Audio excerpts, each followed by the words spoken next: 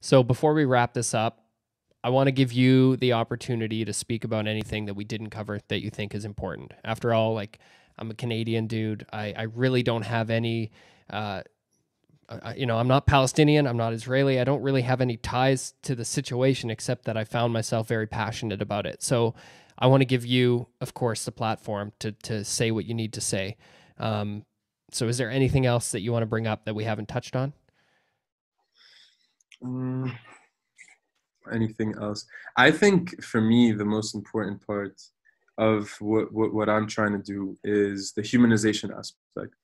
I think that gets brushed aside a lot under under the numbers and the statistics and the reports and the social media fighting and stuff. There's real people that are being affected by all of this, and so my goal is to make the lives of these people better because I feel a deep connection and being educated in the U.S. and whatnot, and being coming from a privileged background, I feel the need, not necessarily to be the voice or to I just me personally, I really see the humanity, and it just breaks my heart, right, when someone comes up to me and tries to justify the occupation because Arabs are inherently barbaric and they want to kill all Israelis and stuff like that, because it really ignores, for example, the fact that in 2014 you had 500 Palestinian children that were murdered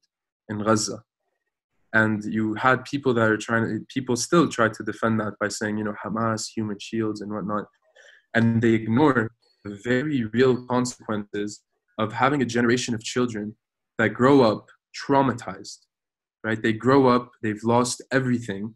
I say always, to be born in Gaza is to be born dead.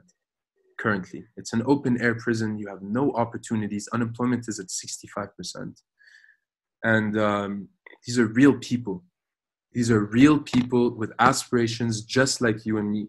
And I wish that people could meet Palestinians, because Palestinians are the kindest, they're the most kind-hearted people that I've ever met in my life. That's why I feel so closely, attached to them. And when people generalize and say that all Palestinians are terrorists and murderers, I mean, that's my worry. I'm trying to, break that narrative. And it breaks my heart that I have to do it, but not that many other people are doing it. And so yeah, these are my point is, there's real people. This is affecting the lives of very many children who grow up without mental health institutions.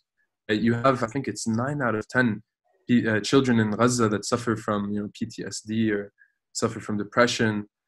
Suicide is very common in Gaza.